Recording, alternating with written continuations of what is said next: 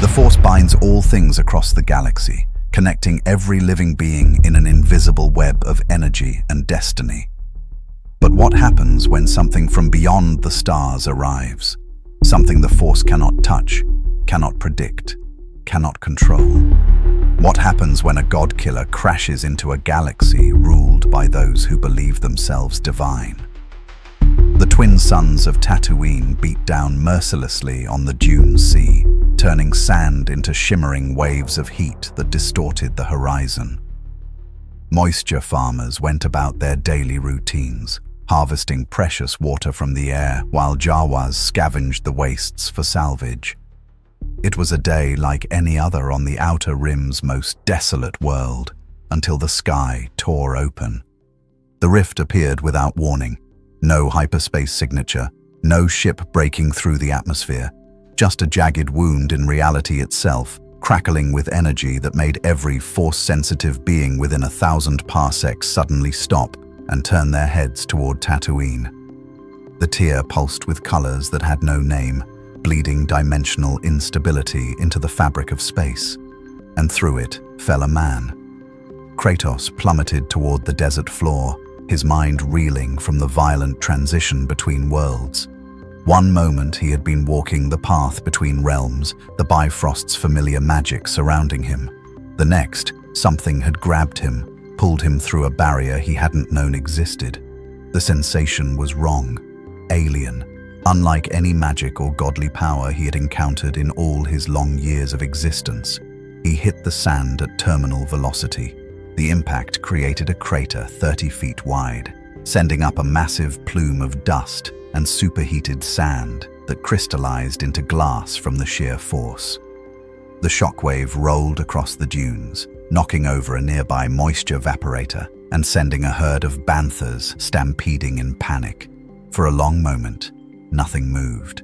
The desert held its breath. Then Kratos rose from the crater. His body ached in ways it hadn't since his battles with the gods of Olympus. Not true pain. His godly constitution wouldn't allow such weakness, but discomfort, disorientation. The world around him felt fundamentally different, as though the very laws of nature had been rewritten. He could still feel his power coursing through his veins, still sense the blades of chaos bound to his soul and the Leviathan axe strapped to his back. But something was missing. Some familiar presence that had been with him since birth now felt distant. Where? His voice came out as a growl, rough from centuries of rage and sorrow. Where am I? The landscape offered no answers. Sand stretched endlessly in every direction, broken only by rocky outcroppings and the skeletal remains of some long-dead creature half buried in the dunes.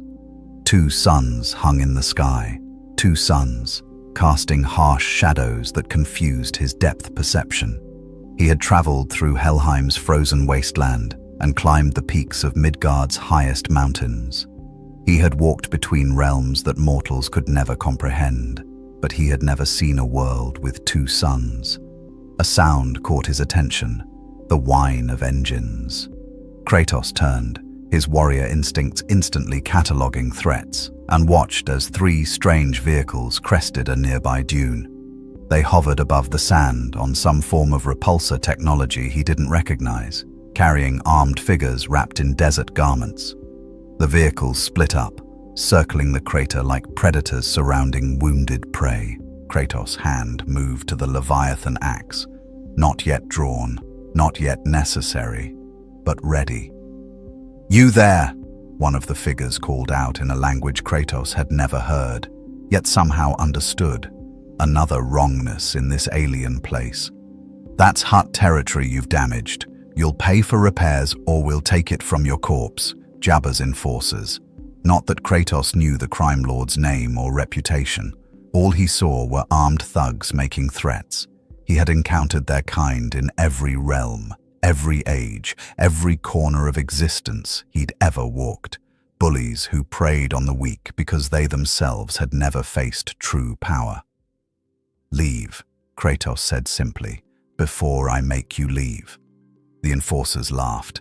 blaster rifles rose, their barrels tracking toward the stranger who had fallen from the sky. Wrong answer, desert trash. Nobody threatens Jabba's collectors and... Kratos moved. One moment he stood at the crater's center, seemingly unarmed and vulnerable. The next, the Leviathan axe was in his hand and flying through the air, trailing frost in the Tatooine heat. The weapon struck the lead enforcer's speeder bike dead center, freezing the repulsor engine instantly. The vehicle dropped like a stone, throwing its rider into the sand with bone-breaking force. Before the other two could react, Kratos recalled the axe. It flew back to his hand with a satisfying thunk, and he was already moving, crossing the distance to the second speeder in a sprint that left deep gouges in the sand. The enforcer fired his blaster. Bright red bolts of energy lanced toward Kratos. They hit him. The first shot caught him in the shoulder. The second struck his chest. Kratos staggered, feeling the unfamiliar burn of energy weapons searing his flesh. Not bullets, not arrows, not the lightning of Zeus or the fire of Surtur. Something new, something this galaxy used to kill. The enforcer grinned, thinking his prey wounded and helpless. Kratos grabbed the front of the speeder with his free hand and flipped the entire vehicle end over end, sending rider and machine tumbling across the dunes. The third enforcer, finally recognizing the threat, tried to flee. Kratos hurled the Leviathan axe again. It struck the engine housing and the speeder exploded in a shower of sparks and twisted metal. Silence returned to the dune sea. Kratos stood among the wreckage, examining the burns on his body. Already his enhanced healing was closing the wounds, knitting flesh back together with the efficiency born of godhood. These blasters could hurt him, but they would not stop him. Nothing in this strange galaxy would stop him. Not until he found a way home. He picked up one of the fallen weapons, studying its design, elegant in its simplicity, a power pack, a focusing crystal, a trigger mechanism, not so different from the weapons mortals had crafted throughout history, just more refined, more deadly. He tried to fire it, and the weapon exploded in his hand from improper technique. Kratos dropped the smoking remains and turned his gaze toward the horizon. Somewhere on this world, there would be settlements, cities, people who could explain where he was and how he might return to his son. To Atreus, the boy would be worried by now, searching for him across the realms. The thought of his son waiting, wondering if his father had abandoned him again, filled Kratos with a familiar rage. Not the blind fury of his younger years, but a controlled anger that had been tempered by experience and loss. He had not traveled so far, fought so hard to be a better father, only to be torn away by some cosmic accident. He would find answers, and he would go home, even if he had to tear this entire galaxy apart to do it. If you want to see more characters enter the Star Wars galaxy, hit that subscribe button and drop the name of a character you'd want to see in the comments below. May the Force be with you. The walk across the dune sea taught Kratos patience he thought he'd lost centuries ago. The twin suns beat down without mercy, turning sand into shimmering waves of heat. He followed the wreckage trail left by the enforcers, knowing scavengers would come eventually. Where there were scavengers, there would be settlements. Where there were settlements, there would be answers. The first signs of civilization appeared as the suns descended. A moisture vaporator stood alone on a ridge, its collection arrays humming as they drew water from Tatooine's arid atmosphere. Near it, a weathered figure worked on machinery, humanoid but shorter than Kratos, with leathery skin marked by decades under the twin suns. The moisture farmer looked up and froze. His eyes widened at the sight of the massive warrior approaching, covered in ash-white skin marked with red tattoos, carrying weapons unlike anything in the Outer Rim.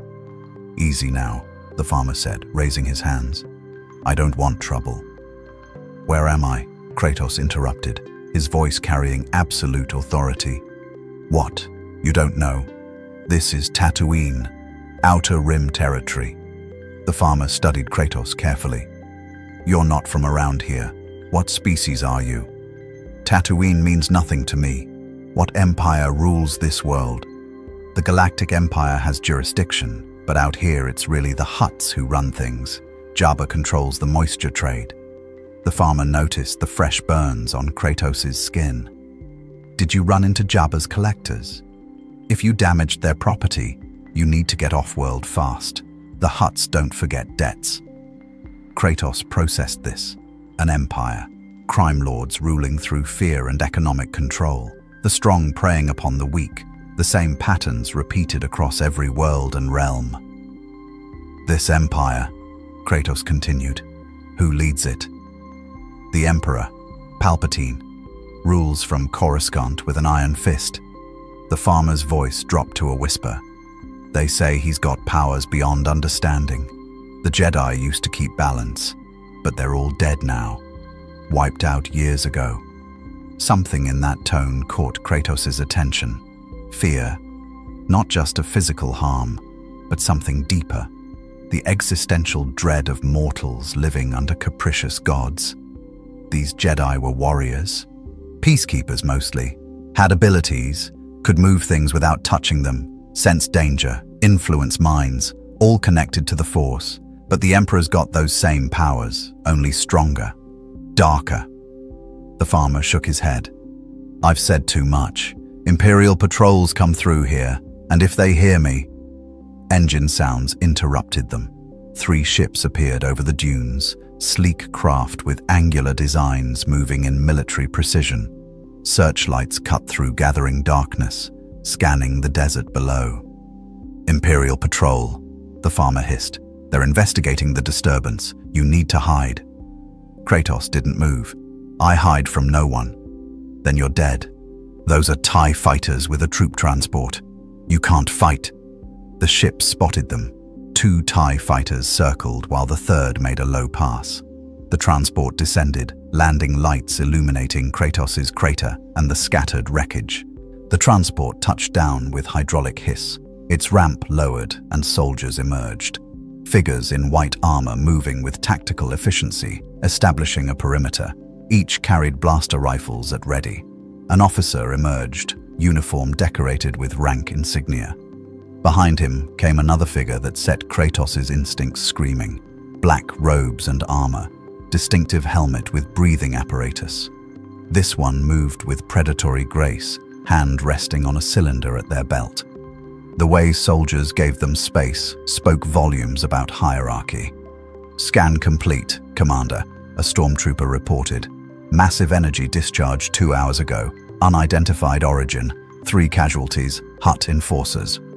The officer turned to Kratos and the farmer. Step forward and identify yourselves.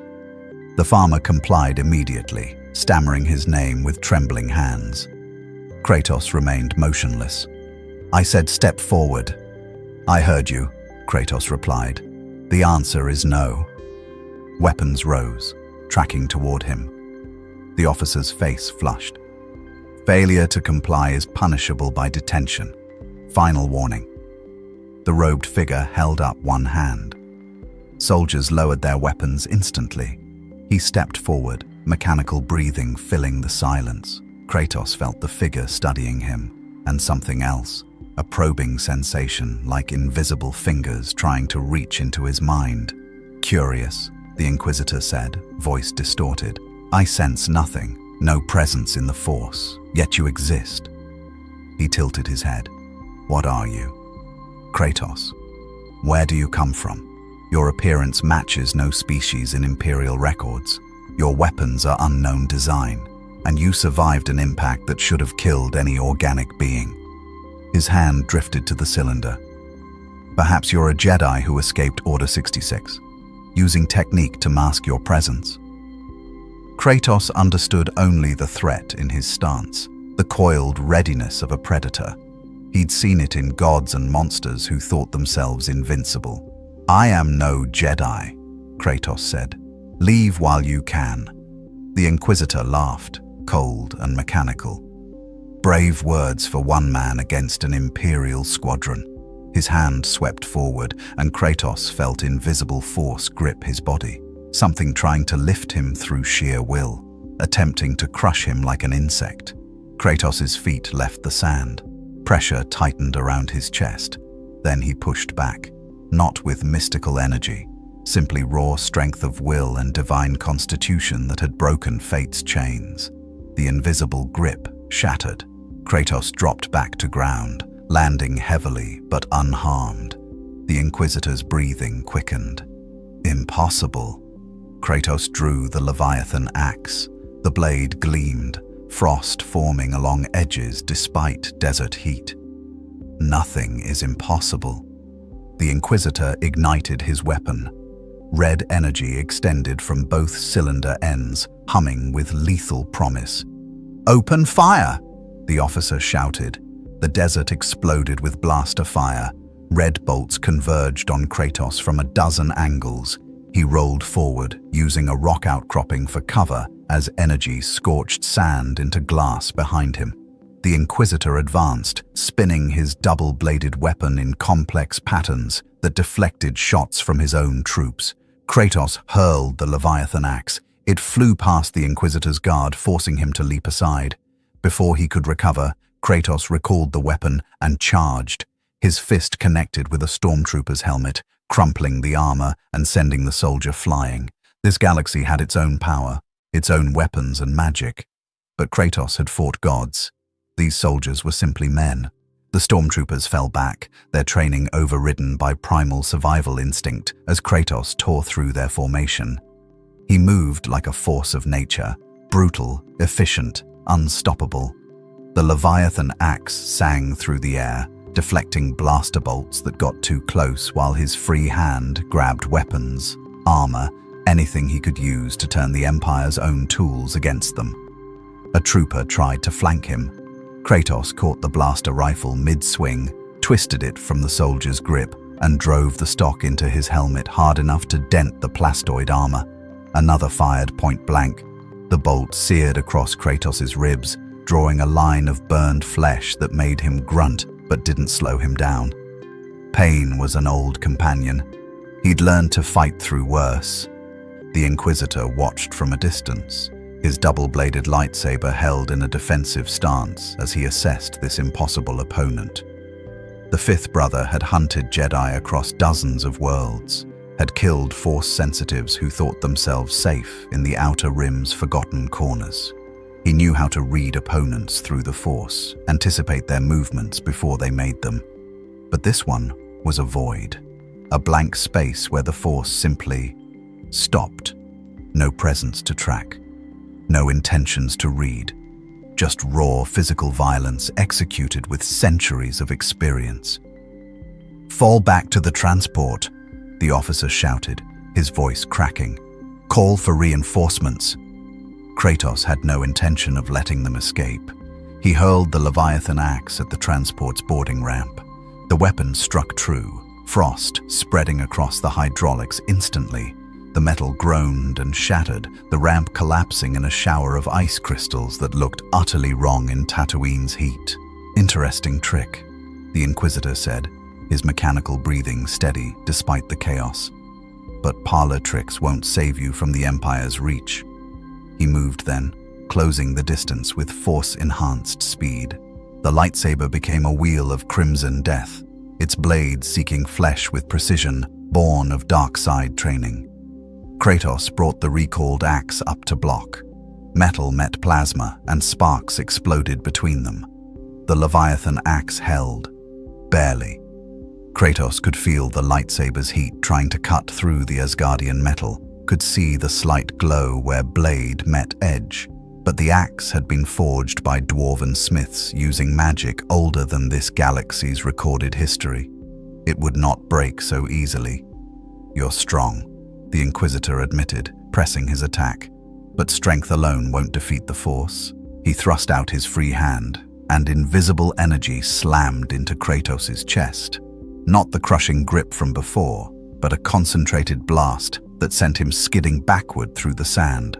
The Inquisitor followed up immediately, spinning low with his lightsaber aimed at Kratos's legs. Kratos leapt over the strike and came down hard, his fist connecting with the Inquisitor's shoulder. The impact drove the robed figure to one knee, armor cracking under the blow. The fifth brother gasped, caught off guard by the sheer physical force behind the punch. "You know nothing of strength," Kratos growled. He grabbed the Inquisitor's helmet and yanked, but the enemy rolled with the motion, using momentum to break free and create distance. "Commander!" the Inquisitor shouted. "Deploy incendiaries! Flush him into the open!" The remaining stormtroopers, only 6 left standing, switched to thermal detonators. They threw the devices in a coordinated pattern, creating a ring of explosions around Kratos. Fire and shrapnel filled the air, and even his divine durability couldn't completely ignore the blast wave that picked him up and threw him 20 feet. He hit the sand hard, rolling to absorb impact. His armor, what little he wore, had scorch marks across the leather and metal. Blood ran from a dozen small cuts where shrapnel had found flesh. The stormtroopers were learning, adapting their tactics, using explosives to create distance and area denial. Kratos appreciated that. Warriors who learned from their mistakes deserved respect, even if he was going to kill them anyway. The Inquisitor advanced through the smoke, lightsaber held high. "The Emperor will want to study you. A being immune to the Force could prove valuable. Surrender now, and I promise your death will be quick." "I have heard such promises before," Kratos said, rising to his feet. "From gods, from kings, from things older and more terrible than you can imagine."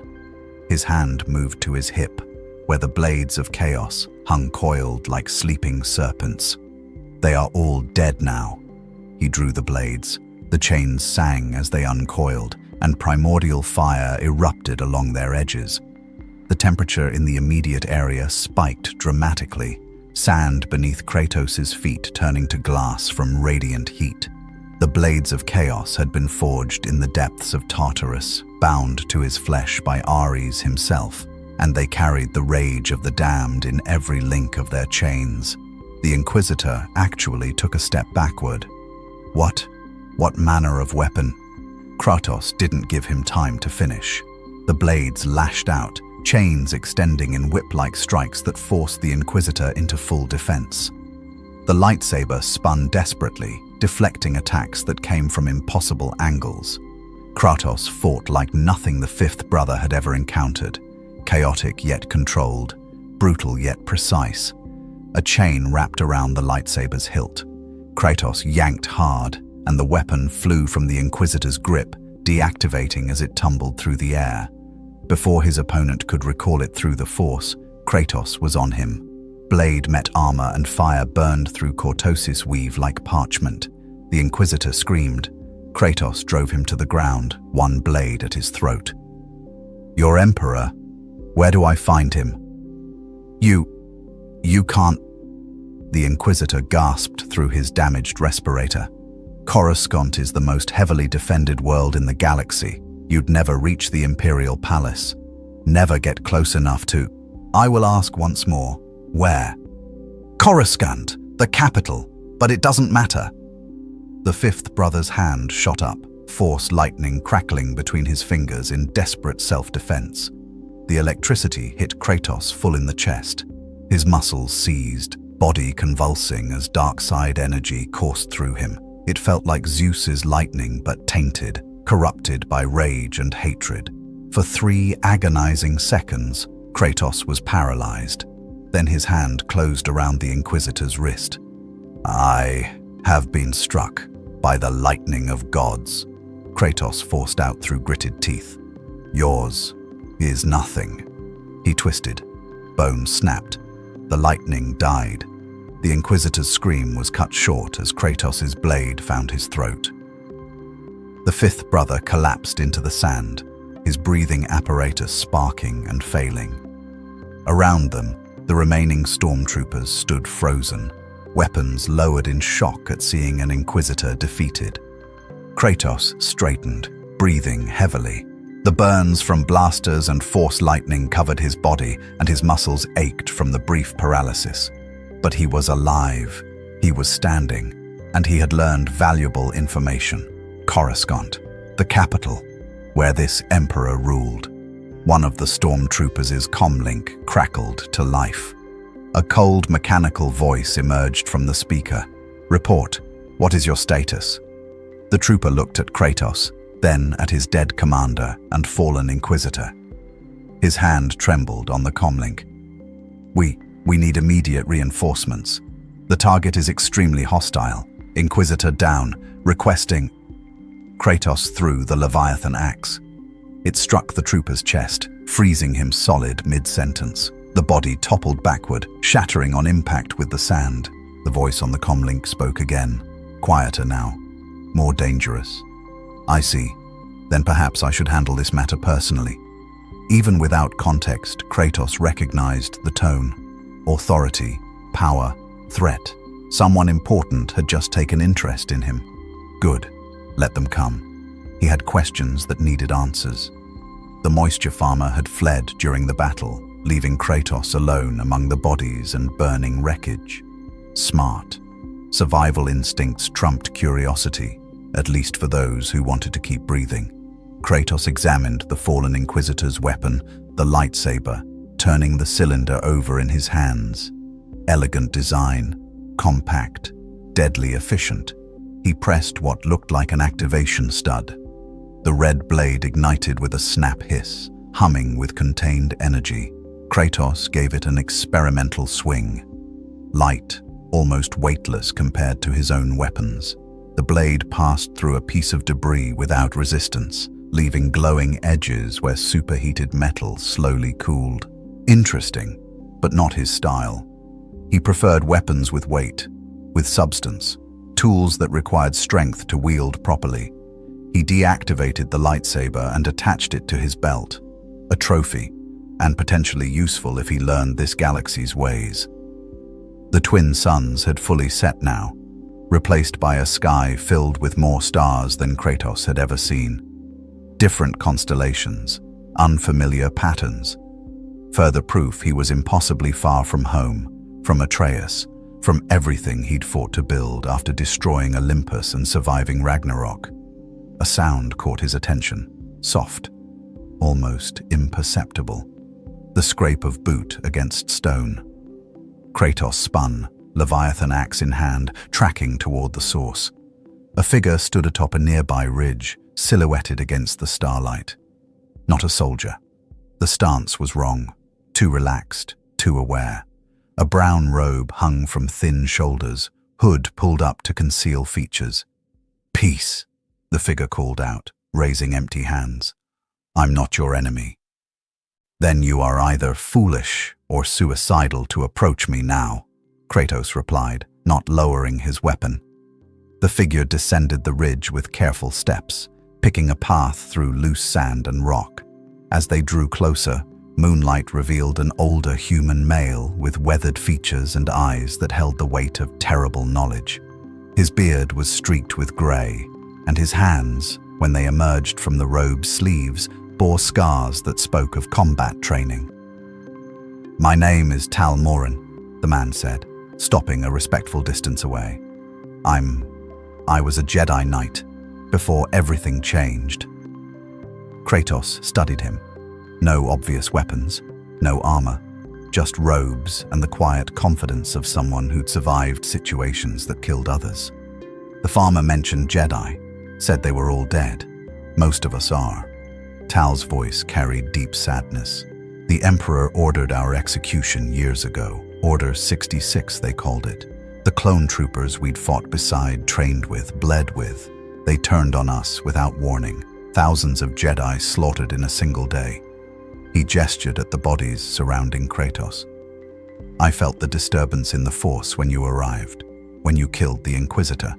I had to see who could accomplish such a thing." "This Force," Kratos said. "The Inquisitor tried to use it against me. It failed." Tal's eyebrows rose. "Failed? That shouldn't be possible.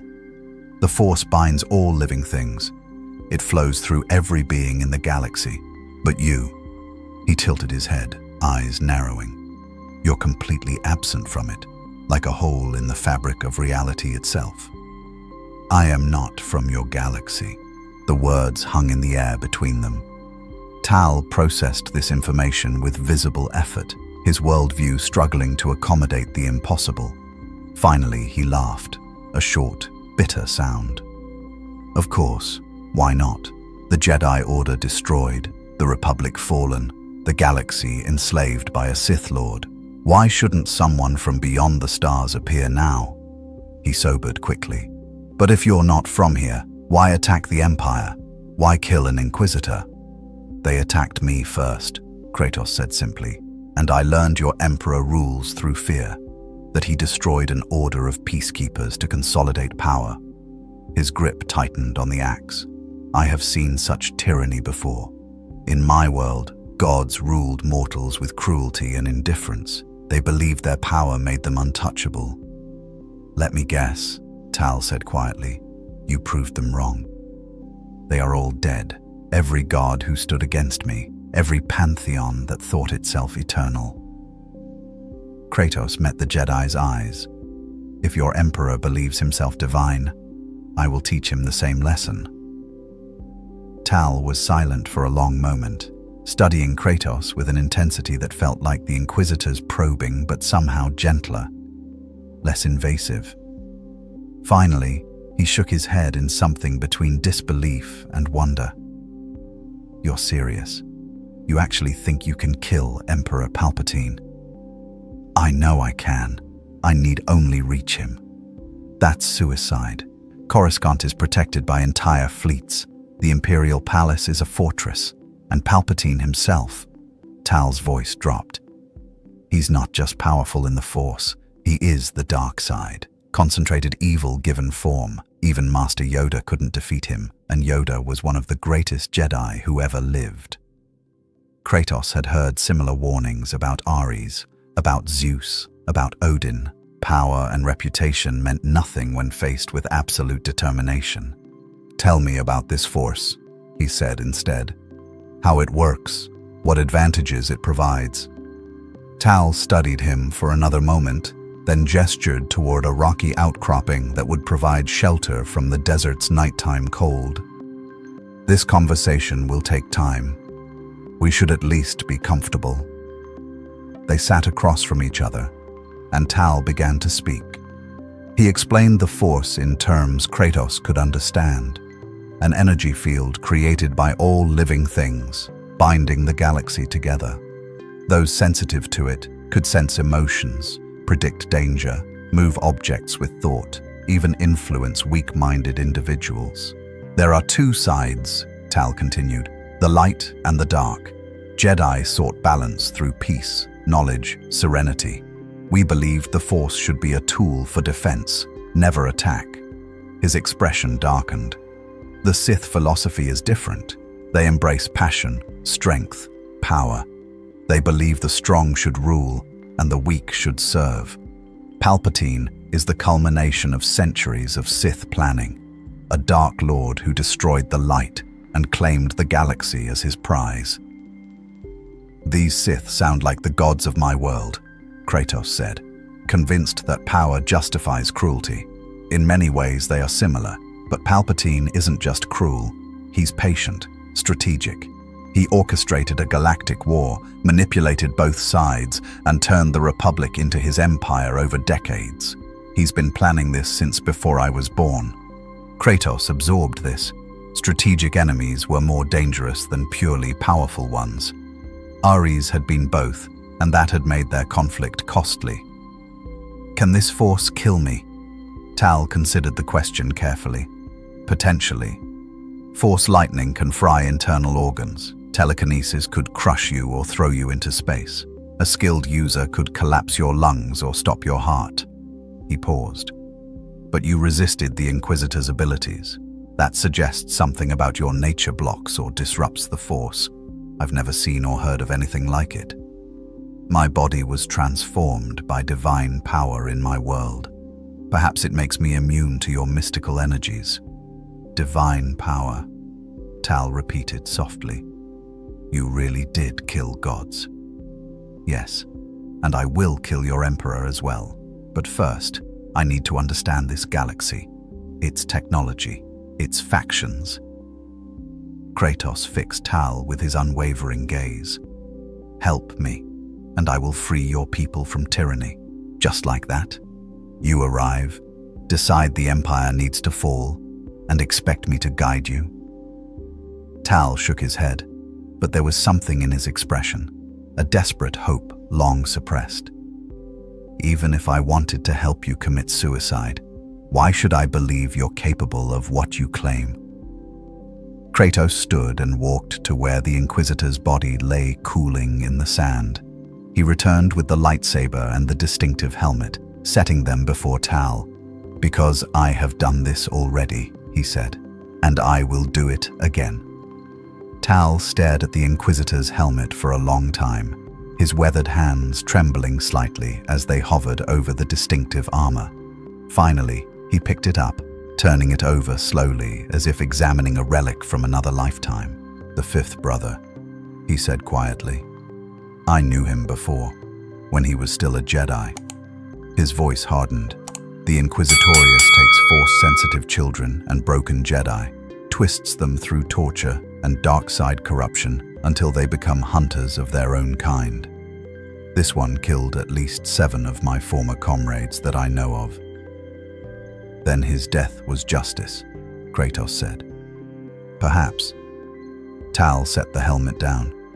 "But it also paints a target on you that won't fade. The Empire doesn't forgive. It doesn't forget. And Vader..."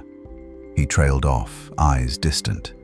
"The voice on the comlink, before I killed the last soldier." Tal's head snapped up. "Vader spoke to you. Briefly, he said he would handle this matter personally." The color drained from Tal's face. "Then you have even less time than I thought. Darth Vader is Palpatine's enforcer, his right hand, his weapon of terror. Where Inquisitors hunt, Vader executes. He's killed more Jedi than any other being in the galaxy." The former Jedi Knight stood abruptly, pacing. "If he's coming here, we need to leave Tatooine immediately. There's a spaceport in Mos Eisley, about 50 kilometers." "No." Kratos remained seated, unmoved by Tal's urgency. "Let him come. I would face this Vader and measure his strength. You don't understand. Vader isn't like the Inquisitor. He's something else entirely. His connection to the dark side is absolute. His power..."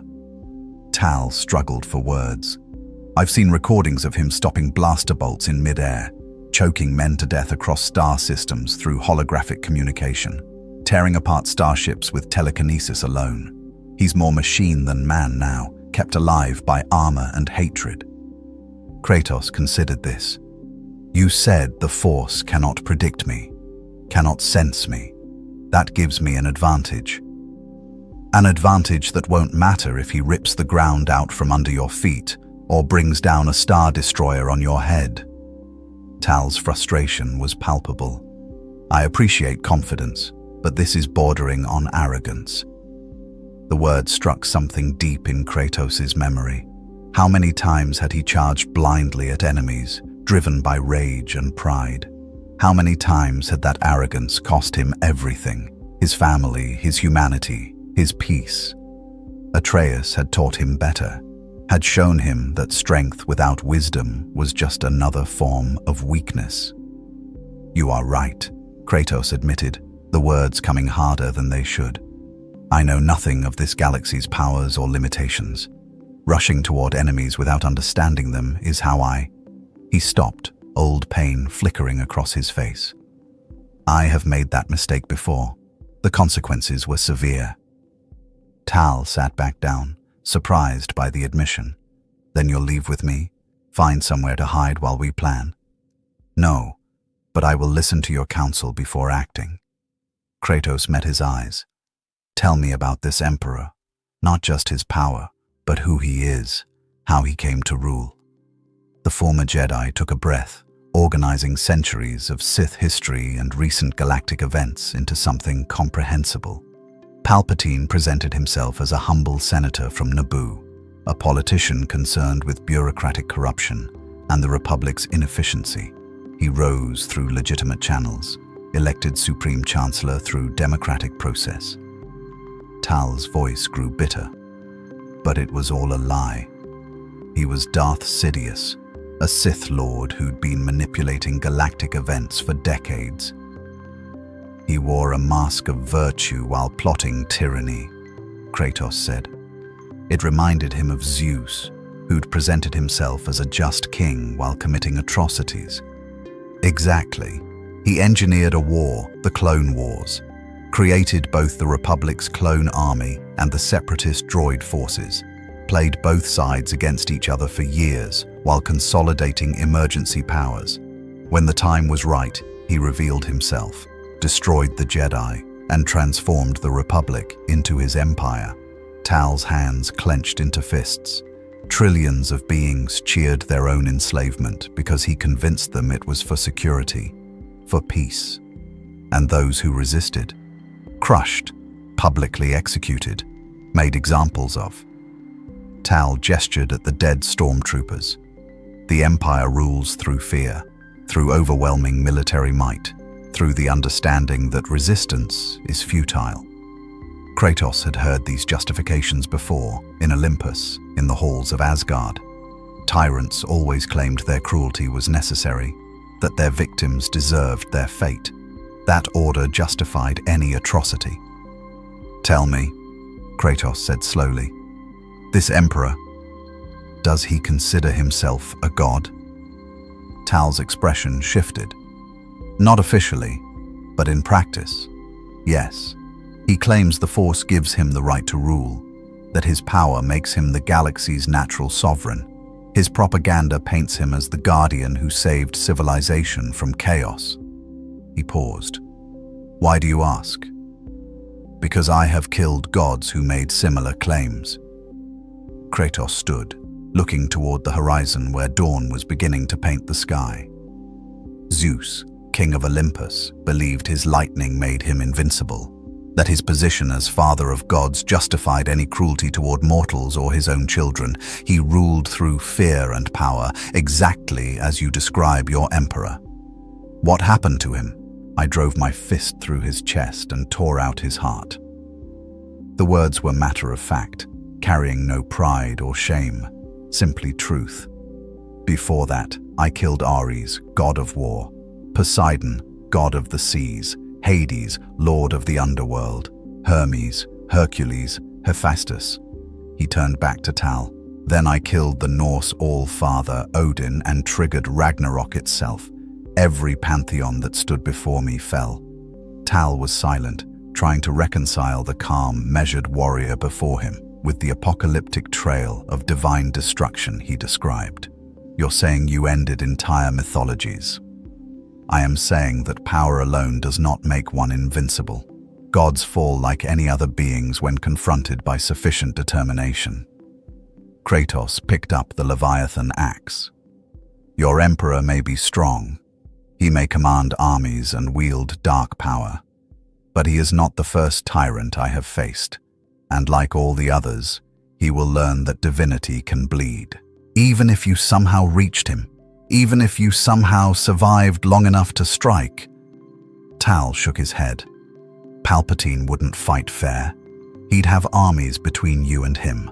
Vader at his side, the Imperial Guard, automated defenses. You'd be walking into a fortress designed to repel entire fleets." "I walked into Olympus while the gods themselves stood against me," Kratos said. "I climbed the peaks of Midgard while giants and dragons hunted me. I breached Helheim and returned." He looked at Tal with absolute certainty. "Your fortress will not stop me. Your armies will not stop me. Nothing in this galaxy will stop me from returning home to my son." "Your son?" It was the first personal detail Kratos had shared, and Tal seized on it. "You have family waiting for you." Something softened in Kratos' expression, though his voice remained controlled. "Atreus, my boy. I have not been the father he deserved. I spent years teaching him to be strong, to survive, to fight. Only recently did I learn to teach him compassion, wisdom, to be better than I was."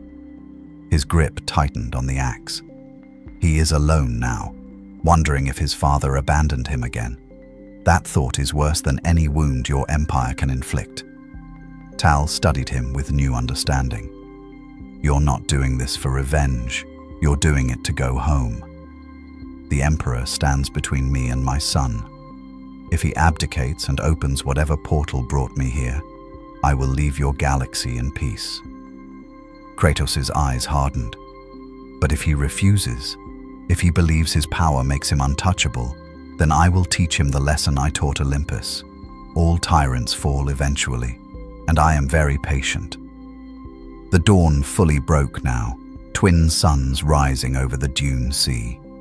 Tal stood beside Kratos, both men watching the light spread across endless sand. "If you're truly committed to this path," Tal said finally, "then you'll need more than strength and determination. You'll need allies, resources, intelligence about Imperial defenses." He turned to face Kratos. "There's a rebel alliance forming. Small now, scattered cells across the outer rim. But they're fighting back against the Empire. They have ships, weapons, information networks. I fight alone." That's exactly what the Emperor wants. Isolated threats are easy to eliminate, but a coordinated resistance, even a small one. Tal allowed himself a small smile. That's something even Palpatine fears. Why else hunt down every last Jedi?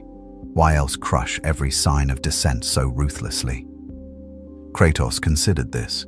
In his youth, he would have refused immediately, charging off alone towards certain death. But he had learned. Atreus had taught him that accepting help wasn't weakness. That companionship had value beyond mere utility. "These rebels," he said, "they would try to control me, to use me as a weapon in their war." "Probably," Tal admitted, "but you don't seem like someone easily controlled." Despite himself, Kratos almost smiled. "No, I am not." The journey to Mos Eisley took most of the day.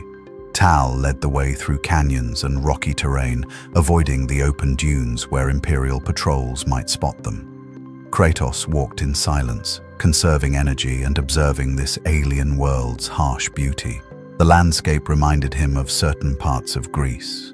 Barren, unforgiving, beautiful in its desolation. "We need to find you passage off-world before Vader arrives," Tal said, as they crested a ridge overlooking the spaceport. The settlement sprawled below them, a chaotic collection of domed buildings and landing bays. "I know a smuggler who owes me a favor. He won't ask questions if the price is right. I have no currency from this world. The Inquisitor's armor will fetch a good price on the black market. Beskar weave is valuable, and most merchants won't ask where you acquired it." Tal paused. "We should also find you different clothes. You stand out." Kratos looked down at himself, the leather straps, the minimal armor, the ash-white skin marked with red tattoos. "I am what I am. And what you are will attract attention we don't need." Tal sighed. "At least keep the weapons concealed until necessary." They descended into Mos Eisley as the twin suns reached their apex. The streets were crowded with beings of species Kratos had never imagined. Some humanoid, others decidedly not. Vendors hawked goods in dozens of languages, the smell of exotic foods mixed with machine oil and unwashed bodies. It was sensory chaos that reminded Kratos of Athens during festival season, only stranger. A group of stormtroopers stood at an intersection, checking identification chips. Tal steered them down a side alley, moving with practiced ease through the settlement's maze.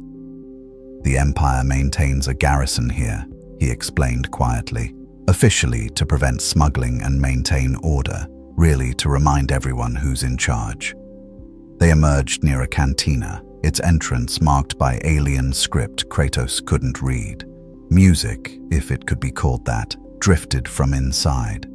Tal hesitated at the door. This place caters to rough clientele. Smugglers, bounty hunters, criminals. Don't make eye contact unless you're looking for trouble. "Trouble finds me regardless," Kratos said, pushing through the entrance. The cantina's interior was dimly lit, filled with dozens of patrons of various species drinking, negotiating, and conducting business best kept from imperial eyes. The music came from a band of creatures playing instruments Kratos didn't recognize. Conversation died as heads turned toward the newcomers, specifically toward Kratos. He stood half a head taller than most patrons, built like a siege engine, covered in visible scars and carrying weapons that screamed violence. The bartender, a creature with 4 arms and no visible eyes, gestured curtly toward a sign written in multiple languages. "No blasters," Tal translated quietly. "House rules." Kratos had no blasters, just blades forged in otherworldly fires and an axe that could freeze flesh solid. He moved to the bar, ignoring the stares. A Rhodian at a nearby table muttered something in its native language. Its companion, a human with facial scars, laughed. "Yeah, another tough guy looking to prove something. Give him 10 minutes before he starts a fight." Kratos heard them clearly despite the ambient noise. His enhanced senses picked up everything: the conversations, the smell of various intoxicants, the subtle shift in stance as several patrons evaluated him as either threat or opportunity. Tal approached the bartender, speaking in hushed tones while gesturing toward a booth in the corner. Money changed hands. The bartender gestured toward a back room. "My contact is waiting," Tal said. "This way." They moved through the crowd. Kratos felt eyes tracking him, measuring him. A Trandoshan bounty hunter stood as they passed, blocking the path. Its clawed hand rested on a weapon at its belt. "You," it hissed in basic. "New face. Bounty hunters check in with the guild before operating in Mos Eisley. Which guild you represent?" "None," Kratos said flatly. "Then you're poaching. That's bad for business." The Trandoshan's companions, 2 humans and a Wike, stood as well, forming a loose semicircle. "Pay the fine or get out." "I am not a bounty hunter. Move aside." The Trandoshan's hand tightened on its weapon. "Maybe you don't hear so good." I said. Kratos moved. His hand shot out, grabbed the Trandoshan by its throat, and lifted it off the ground. The creature's eyes widened as it struggled against the iron grip, claws scrabbling uselessly. I said, "Move aside." Kratos' voice carried absolute authority.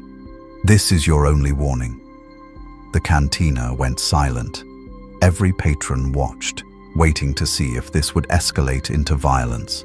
The Trandoshan's companions drew weapons, blasters, vibroblades, shock sticks. They pointed them at Kratos from multiple angles. "Let him go," one of the humans said, "or we paint the walls with you." Kratos looked at each of them in turn, his expression unchanged. Then he released the Trandoshan, who collapsed, gasping. "Wise choice," the human said, weapon still trained on Kratos. "No," Tal whispered urgently. "Don't." Kratos drew the blades of chaos. The weapons ignited instantly, primordial fire roaring to life along their edges. The temperature in the cantina spiked. Patrons nearest the blades scrambled backward as heat washed over them. The chains rattled with each micro-movement of Kratos' wrists. "You point weapons at me," Kratos said quietly. "Fire them or lower them. Choose quickly." The bounty hunters looked at each other, suddenly uncertain. Their weapons were designed to kill from a distance. They'd never faced someone who radiated such casual lethality, such complete confidence in close-quarters violence. The human lowered his blaster first. His companions followed. The Trandoshan, still gasping, waved them off. "Not worth it," it wheezed. "Crazy outsider, not worth it." Kratos extinguished the blades and returned them to their place at his belt. The cantina slowly returned to normal volume, though more eyes than before tracked his movement. Tal hurried him toward the back room before anyone else could test their luck. "That was unnecessary," Tal hissed once they were alone in a corridor. "They drew weapons," I responded. "You could have talked them down, used words instead of violence." Kratos stopped, looking at Tal with something approaching pity. Words only work when your opponent respects you. They saw a stranger and decided I was prey. Now they know better. He resumed walking. In my experience, establishing boundaries early prevents greater violence later. The back room was small, lit by a single dim light. A woman sat at a table, human, perhaps in her 40s, with short-cropped hair and a cybernetic eye that whirred softly as it focused on the newcomers. She wore practical clothing, leather jacket, cargo pants, heavy boots. A blaster rested on the table within easy reach. "Tal," she said warmly. "Been a while. Heard you were dead." The reports were exaggerated. Tal gestured to Kratos. "This is a friend. He needs transport off-world, discreetly." The woman's cybernetic eye focused on Kratos, scanning him up and down. "Friend, huh? He looks more like a walking war crime." She leaned back. "I'm Kira. I run supplies between Outer Rim worlds, mostly legal cargo, some not so legal. What's your story, big guy?" "I need to reach Coruscant," Kratos said directly. Kira blinked, both her natural eye and the cybernetic one. "You're joking. Nobody goes to Coruscant unless they're Imperial personnel or suicidally stupid. Then I am the latter." "He's serious," Tal confirmed. "And before you refuse, know that he killed an Inquisitor yesterday. The fifth brother." Kira's hand moved instinctively toward her blaster, then stopped. She studied Kratos with new intensity. "You're the anomaly, the one the Empire's been broadcasting alerts about." She whistled low. "There's a bounty on your head already, dead or alive, but they prefer alive. That tells me you're either incredibly valuable or incredibly dangerous." "Both," Kratos said. "I like honest clients." Kira stood, pacing. "But taking you to Coruscant, that's not smuggling. That's suicide with extra steps. The capital has more defensive satellites than some sectors have stars. You'd need Imperial clearance codes, legitimate cargo manifests, and even then you'd be scanned 6 ways from..." A massive explosion shook the building. Dust fell from the ceiling. The lights flickered. Through the walls, they heard screams and the distinctive whine of TIE fighter engines. Kira ran to a viewport, looking out at the street. Her face went pale. "Oh no, oh that's not possible." Tal joined her, then stepped back quickly. "Vader, he's here already." Kratos moved to the viewport.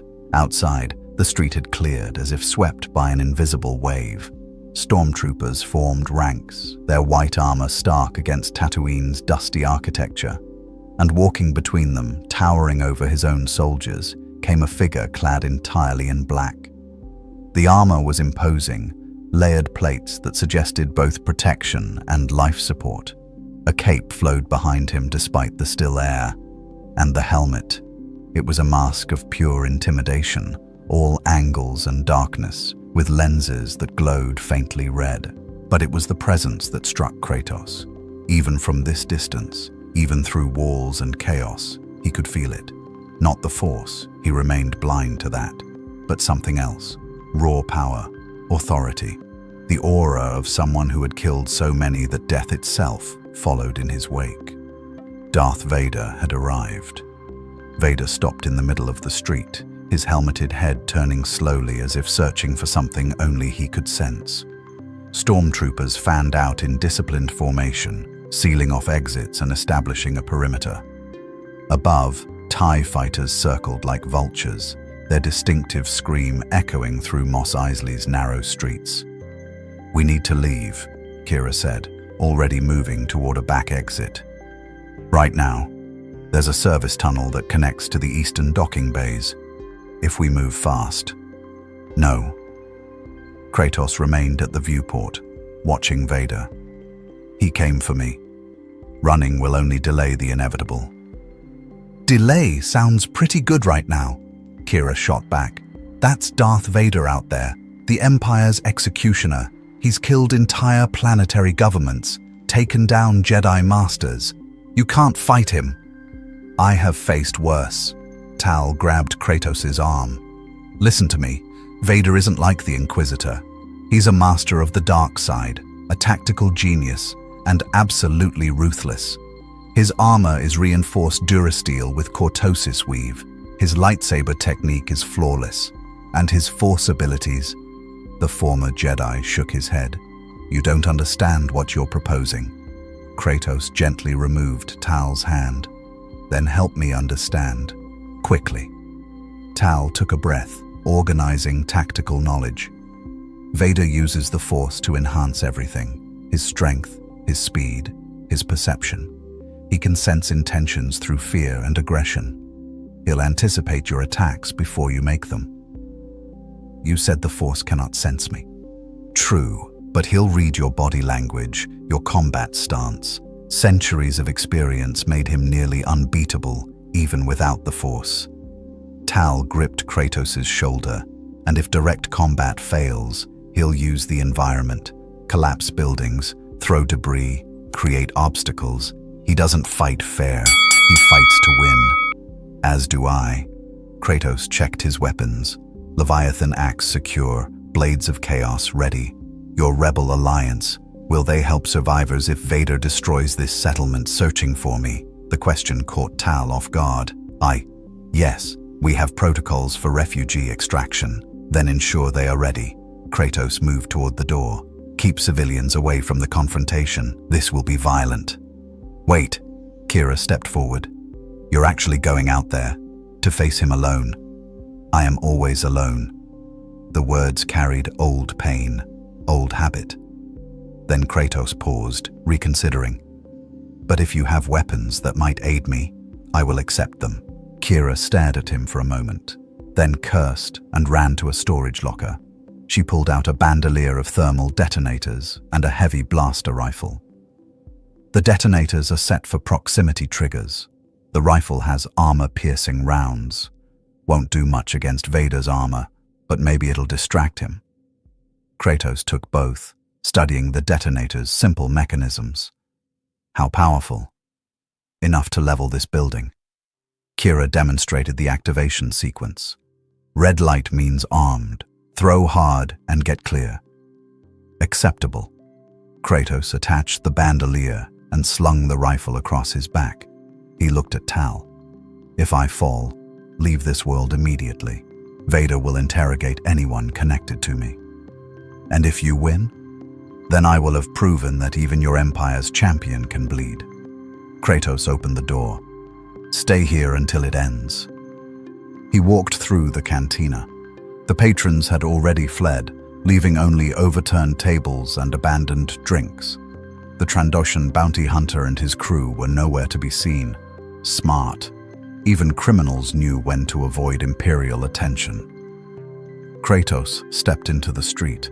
The stormtroopers reacted immediately, weapons rising. But Vader raised one hand, and they held fire. The Dark Lord approached slowly, his mechanical breathing audible even from 30 meters away. Each step was measured, confident, inevitable as a falling star. They stopped 5 meters apart. This close, Kratos could see the details of Vader's armor, the control panel on his chest, the thick cables connecting helmet to life support, the slight glow from within the mask's lenses. The lightsaber at his belt was different from the Inquisitor's, larger, more substantial, radiating menace even while dormant. You are the anomaly, Vader said. His voice was deep, distorted by the respirator, carrying authority that expected obedience. The one who killed the fifth brother. I am Kratos, and yes, I killed him. Curious. Vader tilted his head. I sense nothing from you. No presence in the Force, no life signature. You are a void where something should exist. He began circling slowly, studying Kratos from multiple angles. What manner of creature are you? I am a god-killer, and you stand in my way. A god-killer? Vader's tone suggested he might be amused beneath the mask. How quaint. Tell me, anomaly, did your gods bleed? Yes, all of them. Then you have something in common with the Force. Vader stopped circling. The Jedi believed themselves divine. They claimed the Force gave them moral authority to mediate galactic affairs. They bled quite readily when we struck them down. Kratos heard the bitterness in Vader's words, the anger underneath the mechanical monotone. You were one of them. I was a fool who believed their lies. Vader's hand moved to his lightsaber. But I learned the truth. Power is the only absolute. The strong survive, the weak perish. Your gods learned this lesson too late. And you serve another who claims divinity, an emperor who rules through fear. I serve the Empire. What the Emperor is or is not is irrelevant. Vader drew his lightsaber. The blade ignited with a snap hiss, burning crimson against Tatooine's dusty background. Surrender now. The Emperor wishes to study you. Resist, and I will take what remains after I cut you down. Kratos drew the Leviathan axe. I have heard similar demands, from Ares, from Zeus, from Odin himself. He shifted into combat stance, weight balanced, muscles ready. None of them could make me kneel. Neither will you. So be it. Vader moved first, closing the distance with force-enhanced speed. His lightsaber came down in a vertical slash that would have split Kratos from crown to groin. Kratos rolled aside, the blade scoring sand into glass where he'd stood. He came up swinging, axe aimed at Vader's midsection. The lightsaber intercepted it with practiced ease. Plasma met enchanted metal, and both held. Vader pushed back with strength augmented by the dark side, forcing Kratos to give ground. Impressive weapon, Vader observed. To withstand a lightsaber suggests advanced materials or mystical properties. Kratos answered by channeling frost through the axe. Ice spread from the point of contact, creeping toward Vader's hands. The Dark Lord disengaged immediately, backing away as his gloves developed a thin layer of frost. Mystical, then. Vader extended his free hand and invisible force slammed into Kratos' chest. The telekinetic blow sent him flying backward through the cantina wall. Duracrete shattered around him as he crashed through interior supports and emerged in the building's main room. He landed hard, dust and debris raining down. Kratos rose immediately, testing for injuries, bruised ribs, minor lacerations, nothing serious. He emerged through the hole he'd created, finding Vader waiting with inhuman patience. You resist the Force better than most, Vader said, but resistance is not immunity. I can still affect your environment, still manipulate the battlefield. He gestured broadly. Every piece of debris within 20 meters, broken furniture, shattered speeder parts, loose stones, rose into the air. Then they shot toward Kratos like shrapnel from a grenade. Kratos spun, the Leviathan axe becoming a shield. He deflected what he could, but several pieces struck home. A metal rod pierced his shoulder. Stone fragments opened cuts across his face and arms. The barrage was relentless, each object moving with lethal velocity. Through the pain, Kratos armed a thermal detonator. He threw it directly at Vader through the debris field. The Dark Lord's lightsaber moved in a blur, deflecting the explosive. It detonated mid-air between them. The shockwave flattened the remaining cantina walls and sent both warriors sliding backward through the sand. Kratos was first to recover. He recalled the Leviathan axe and charged, closing distance before Vader could regain his footing. His fist connected with the Dark Lord's helmet, a blow that would have shattered a normal being's skull. Vader's head snapped to the side. The lenses flickered, but he didn't fall. Instead, his hand shot out and caught Kratos by the throat. The grip was mechanical, hydraulic-assisted, impossibly strong. Vader lifted Kratos off the ground, the servos in his armor whining with effort. You are strong, Vader admitted, tightening his grip. But strength means nothing if you cannot breathe.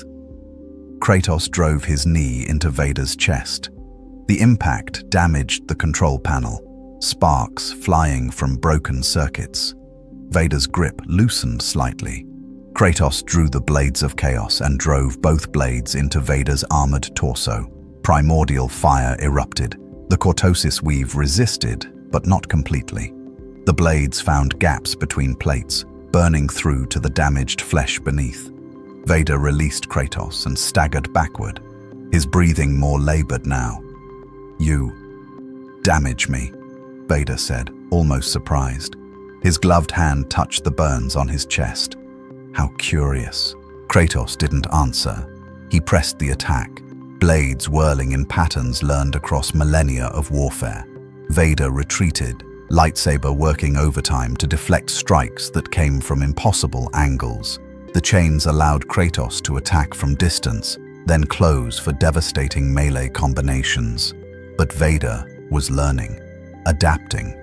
His lightsaber began anticipating the chain's movements, severing links that couldn't quite withstand sustained plasma contact. Kratos felt the connection weaken as his weapon sustained damage for the first time in centuries. He switched tactics, holstering one blade and retrieving thermal detonators. He threw them in sequence, forcing Vader to divide his attention between deflection and retreat. The explosions created a smokescreen that obscured vision.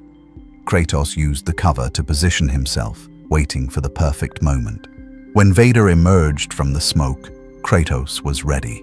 He threw the Leviathan axe with every ounce of godly strength he possessed. The weapon flew like a meteor, frost trailing behind it. Vader sensed the danger and raised his lightsaber to deflect, but the axe's momentum was too great. It struck his weapon hand, freezing the joints instantly. The lightsaber deactivated and fell from nerveless fingers. Kratos recalled the axe and charged. Without his primary weapon, Vader resorted to pure force power.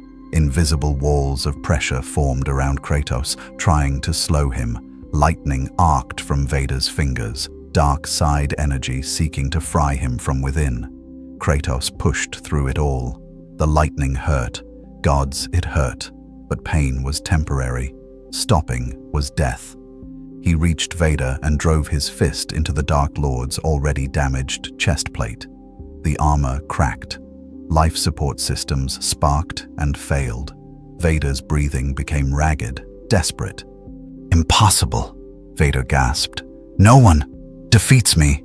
Kratos grabbed Vader's helmet. "Everyone falls eventually." He ripped it free. The face beneath the mask was a ruin. Scar tissue covered pale skin that had never known natural sunlight. The eyes, still human, still capable of expression, stared at Kratos with a mixture of shock and something approaching respect. Vader gasped for air, his damaged lungs struggling without the helmet's respiratory support. But in those eyes, Kratos saw something he recognized. Pain. Loss. The haunted look of someone who had sacrificed everything and gained nothing worth having. "Kill me," Vader rasped, his voice raw without mechanical distortion. "Finish it." Kratos held the helmet, looking at the man before him. Not a monster, not a god, just a broken warrior who had chosen the wrong path and paid for it with his humanity. He had seen this before, in himself, in the reflection that stared back from blood-soaked battlefields across Greece and Midgard. "No," Kratos said, dropping the helmet. "You are a slave. I do not kill slaves. I free them or leave them to their chains." He turned away, walking toward where Tal and Kira watched from the cantina's ruins. Behind him, stormtroopers rushed forward to aid their fallen leader, frantically trying to reattach the helmet before Vader suffocated. "Get him to the medical bay," an officer shouted. "Move!" Tal emerged, staring at Kratos in disbelief. You actually beat him, Darth Vader, the Empire's greatest weapon." "He fought well," Kratos acknowledged, but he allowed his rage to control him. Rage makes you predictable. He looked at his damaged blades of chaos, several chain links melted through. "His weapon is formidable. I will need to repair these before the next encounter." "Next encounter?" Kira appeared beside them. "You just humiliated the second most powerful person in the galaxy, and you're talking about next time?" "He will come again. Warriors like him do not accept defeat." Kratos watched as stormtroopers carried Vader's unconscious form toward a medical transport. But he will be more cautious now, more tactical. The sound of more engines filled the air, not TIE fighters this time, but smaller craft, civilian vessels painted in mismatched colors that spoke of frequent repairs and questionable maintenance.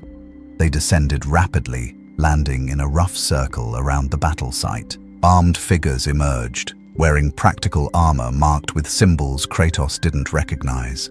Not Imperial, these moved with the practiced efficiency of guerrilla fighters, not parade ground soldiers. Rebel Alliance, Tal said quietly. Word spreads fast in the Outer Rim. Someone who can fight Vader and walk away. He smiled grimly. That's the kind of ally they desperately need. A woman approached, middle-aged, with close-cropped grey hair and eyes that assessed everything. She wore a captain's insignia on her worn jacket and carried herself with the confidence of someone who'd seen combat and survived. "I'm Captain Senna, Alliance Intelligence," she said, stopping a respectful distance from Kratos. "We've been monitoring Imperial communications. The entire sector is going insane trying to understand what just happened here." She gestured at the destruction. "You beat Darth Vader, alone. I need to know if you're an asset or a threat." "I am neither," Kratos replied. "I seek only to return home." "And where is home?" "Not in this galaxy." Senna processed this, her expression suggesting she'd heard stranger things. "Tal vouches for you, says you're hunting the Emperor himself. That true?" "Yes." "Why? What did Palpatine do to you?" "He stands between me and my son. That is reason enough." Kratos met her eyes. "Your empire is built on tyranny and fear. In my world, I destroyed such systems. I will do so again if necessary." Senna studied him for a long moment. "You're either the craziest being I've ever met or the most dangerous. Maybe both." She made a decision.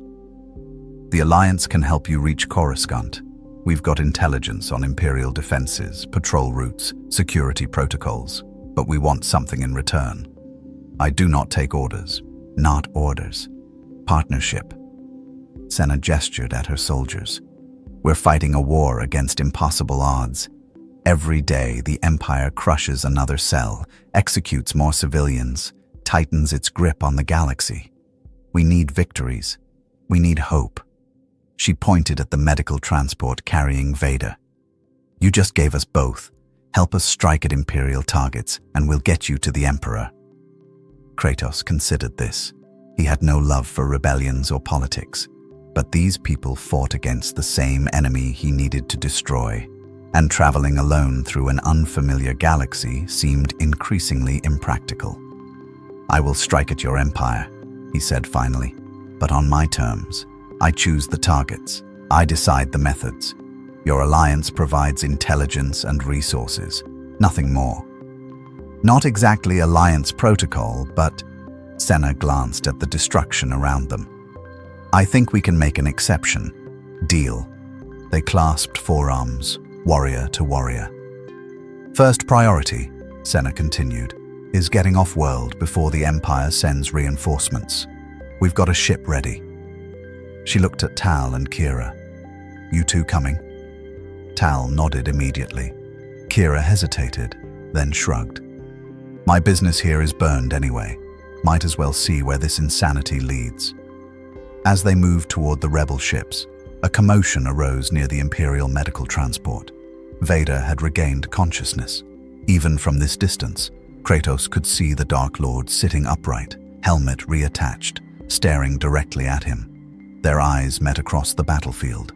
No words were exchanged. None were needed.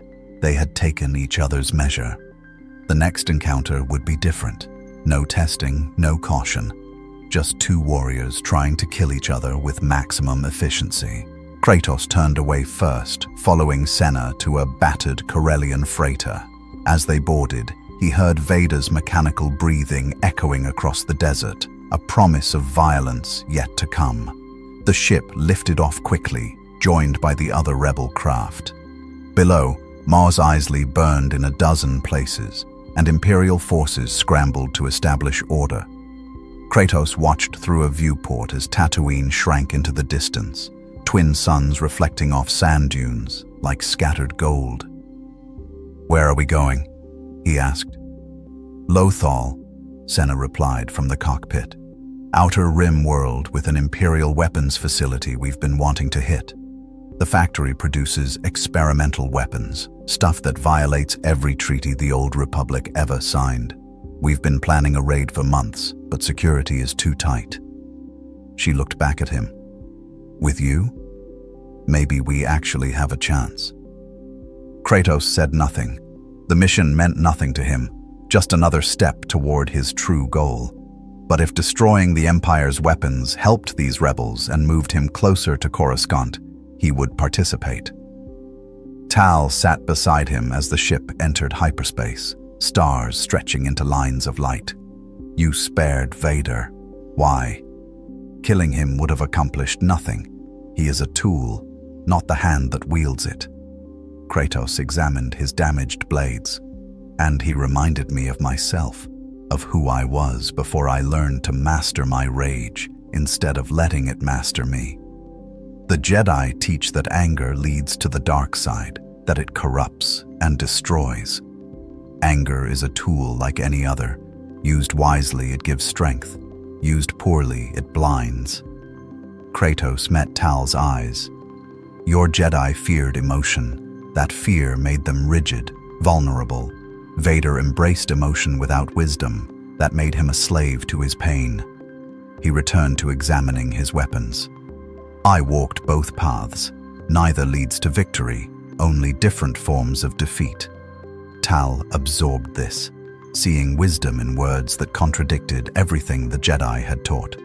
What does lead to victory? Balance. Strength tempered by experience. Rage focused through purpose. Kratos set aside the blades, and knowing what you fight for, not just what you fight against. The ship's intercom crackled. "ETA to Lothal, 4 hours. Get some rest. We'll need everyone sharp when we arrive." Kratos closed his eyes, but didn't sleep. He thought of Atreus, alone in Midgard, wondering where his father had gone. The boy would be strong. Kratos had made sure of that, but strength meant little without guidance, without someone to help him understand his power and potential. "Hold on, boy," he thought. "I will return. No matter how many worlds I must cross or enemies I must destroy, I will return." The ship hurtled through hyperspace toward Lothal, carrying a god-killer toward his next battle in a galaxy that was only beginning to understand what his presence meant. Behind them, on Tatooine, Darth Vader stood in the ruins of Mos Eisley. His damaged armor would take weeks to fully repair, his pride much longer. But beneath the pain and frustration burned something else: excitement. He had found a worthy opponent, someone who fought not with the Force, but with pure skill and determination, someone who had beaten him and chose mercy over execution. That mercy would be Kratos' mistake. Next time, Vader would not hold back. Next time, he would bring every weapon at his disposal. And next time, the anomaly would learn what it truly meant to face the dark side of the Force. "Prepare my ship," Vader commanded, "and summon the Inquisitors, all of them." The hunt was only beginning. Lothal appeared through the viewport as a blue-green sphere marked by industrial scars. From orbit, Kratos could see the Imperial presence. Star destroyers hanging in space like geometric daggers, TIE fighter patrols screening the planet, and orbital defense platforms bristling with weapons. This was not a military target casually defended. "Capital City houses the weapons facility," Senna explained, pointing at a sprawling urban center on the planet's surface. "It's built into the Old Republic garrison, reinforced with Imperial security. Stormtrooper garrison of approximately 2,000, AT-AT walkers, artillery emplacements, and..." She pulled up a holographic schematic, an experimental shield generator that covers the entire complex. Kratos studied the layout. "The shield, can it be disabled?" There's a power station 3 kilometers from the main facility. Takes out the station, the shield drops for maybe 10 minutes before backup generators kick in. But the station itself is heavily guarded, and once we hit it, every Imperial within 50 kilometers will know we're coming. Then speed is essential. Kratos traced a path on the hologram. Strike the power station, move to the weapons facility before reinforcements arrive, extract before they can organize a response. That's actually exactly our plan, Tal said, surprised. You understand tactics. I led armies before your galaxy knew what war was. Kratos continued studying the schematic. But this technology is unfamiliar. Your weapons use energy, not steel. How effective are they against armored targets? Kira, who'd been checking her equipment, looked up. Blasters work on basically everything organic. Armor reduces effectiveness but doesn't eliminate it. The bigger issue is those AT-ATs, armored walkers. Standard blasters barely scratch them. You need heavy weapons, anti-vehicle missiles, or, she grinned, someone strong enough to tear them apart by hand. Then that will be my task. Kratos stood. Provide me with the equipment to destroy the power station, and I will ensure you have your 10 minutes. Senna exchanged glances with her lieutenant, a Twi'lek named Hera, who'd been silent until now. You're volunteering to hit the power station alone. That's suicide. They've got at least 2 companies of stormtroopers protecting it. Then 2 companies will die. Kratos said it without arrogance or boast, simply stating fact. Your rebels are not trained for direct assault. They excel at sabotage and guerrilla tactics. Use them as such. I will draw Imperial attention while your teams infiltrate the weapons facility. He's not wrong, Hera admitted. Our strength is stealth and precision. A frontal assault plays to Imperial advantages. She looked at Kratos. But can you actually survive long enough? 2 companies is 400 soldiers, plus automated defenses, plus whatever else they're hiding. I have survived worse odds. Kratos checked his weapons. The blades of chaos were still damaged, but functional. The Leviathan axe remained solid. When do we begin? Nightfall, local time, 6 hours. Senna pulled up additional schematics. We've got safe houses in Capital City where you can wait. The plan is... No. Kratos shook his head. Waiting gives the Empire time to prepare. We strike immediately. Surprise is worth more than darkness. Broad daylight? They'll see us coming from orbit. They will see me coming. Your ships remain cloaked until the shield drops, then insert your teams during the chaos. By the time the Empire realizes it's a coordinated attack, you'll already be inside. Tal stepped forward.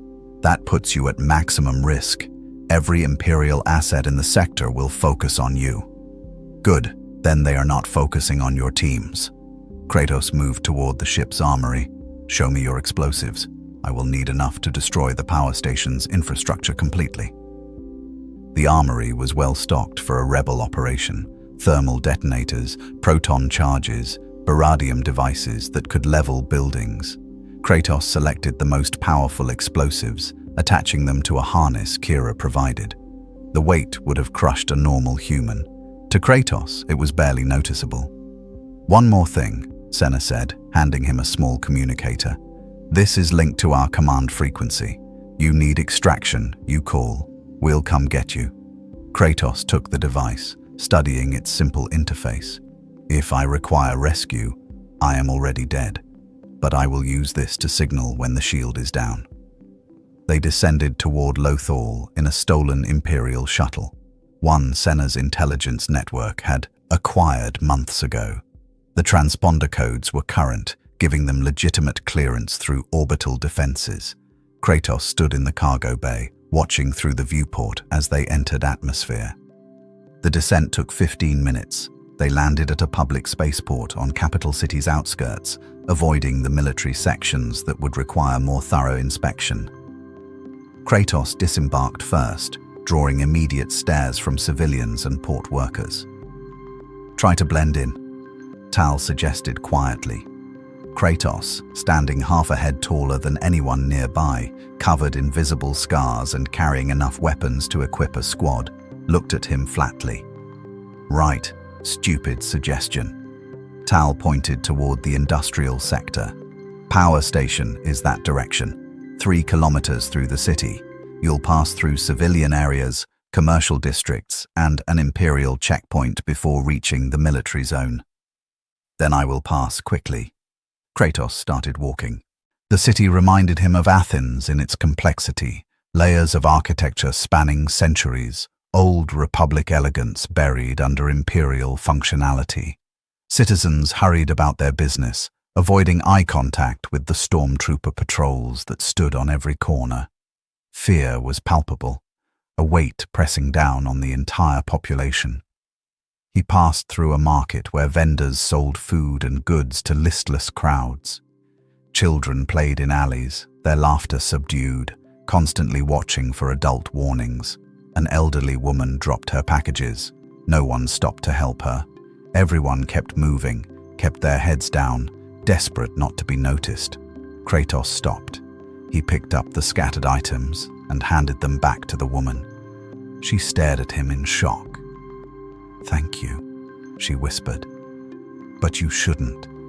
The Empire doesn't like people who help others. Says it breeds weakness.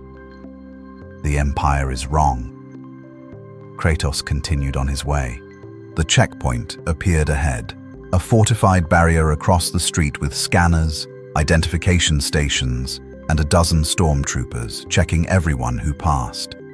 A line of civilians waited, producing ID chips and submitting to searches with resigned expressions. Kratos walked past the line, directly toward the barrier. "Hey!" A stormtrooper moved to intercept. "You need to wait in line like everyone else, and I'll need to see your..."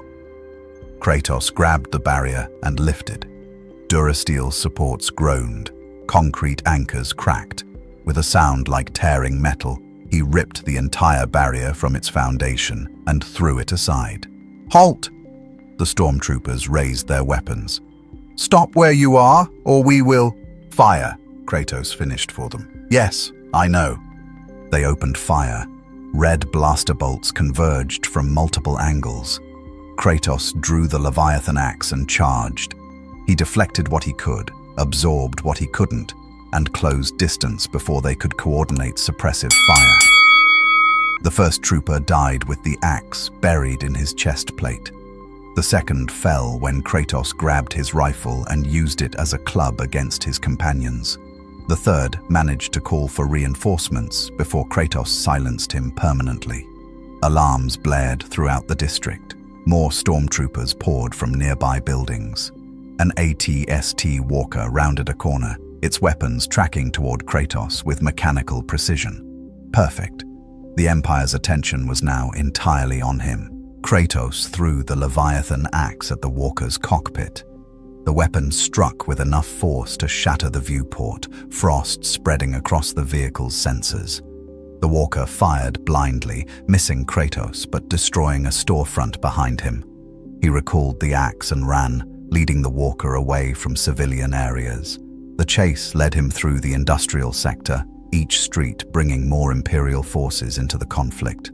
Speeder bikes screamed past, their riders firing on the move. Infantry squads established firing positions in buildings, trying to pin him down with crossfire. Kratos used every tactic learned across millennia. He ducked through narrow alleys where vehicles couldn't follow. He climbed buildings with impossible speed, gaining high ground for better sightlines. He armed thermal detonators and threw them into clustered formations, turning Imperial numbers into a disadvantage. But more kept coming. The Empire had an inexhaustible supply of soldiers, and they were learning, coordinating better, using vehicles to herd him toward kill zones, setting traps with explosives and heavy weapons. A missile struck near his position, the blast wave throwing him through a wall. He rolled to his feet in what appeared to be an abandoned factory, dust and debris raining down. Outside, he heard the distinctive footsteps of something massive approaching. An AT-AT walker appeared in the factory's broken entrance, too large to fit inside, but perfectly positioned to fire. Its massive cannons tracked toward him, charging with a rising hum. Kratos ran as the cannons fired. The blast vaporized half the factory, turning metal and concrete into superheated plasma. He dove through a side exit, hitting the street hard and rolling behind cover. The walker's legs were exposed, massive joints connecting foot to leg, leg to body. Weak points designed for mobility, not armor. Kratos armed 3 thermal detonators and ran directly at the walker. Its cannons fired again, missing as he serpentined through the industrial yard. He reached the nearest leg and attached the detonators to the knee joint, then sprinted away. The explosion was catastrophic. The leg joint shattered, tons of metal and hydraulics collapsing. The walker tilted, its massive body falling in slow motion. The crew inside had seconds to scream before it crashed into a storage facility, causing a secondary explosion that sent flames hundreds of feet into the air. Kratos didn't stop to watch. The power station was ahead, its reinforced walls and defensive positions visible through the smoke. Stormtroopers were already establishing defensive lines, setting up heavy weapons, preparing for his assault. He activated the communicator. The shield generator. Where exactly? Tal's voice crackled through. Central building, 3rd floor. There's a main reactor core. If you can overload it, the whole system will fail.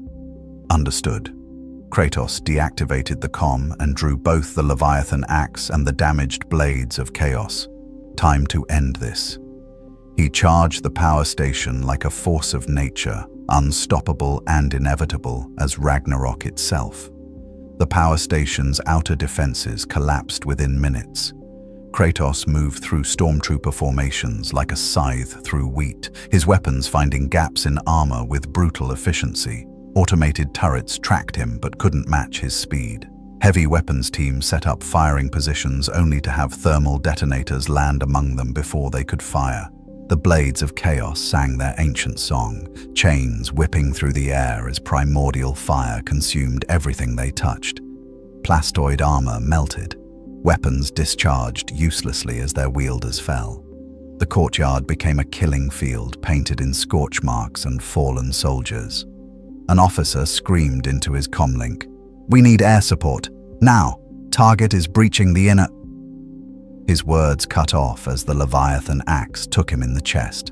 Kratos recalled the weapon and kicked through the reinforced door leading inside.